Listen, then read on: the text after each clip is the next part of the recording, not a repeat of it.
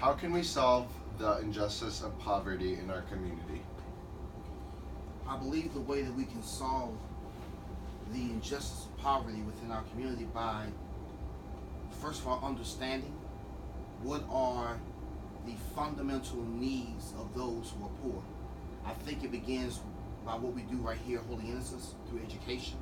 When one has access to education as well as to good, solid resources, that in and of itself is the first fundamental foundational means of eliminating poverty, in my personal opinion.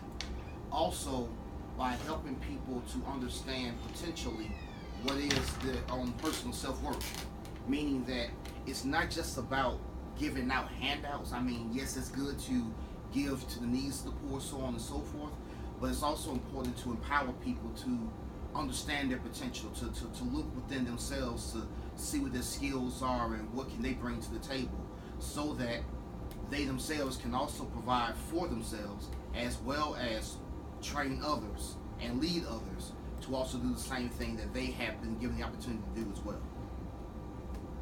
How does poverty affect you even if you aren't impoverished?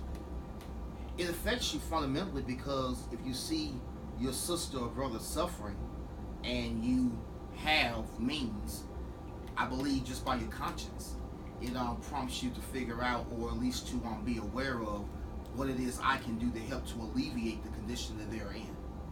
So when I see somebody who is suffering, who may not have housing or food or clothing or whatever, it helps me to look within myself to see what I can do to help them, and to look at how I waste things. There are a lot of things I have even in my own house that I am not using, things that are in very great condition that it's just in my closet just for me to look at. It's not for me to look at, you know what I mean?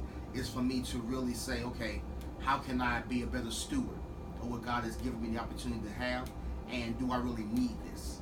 And if I don't need it, pass it on. Awesome. Thank you. Thank you, E.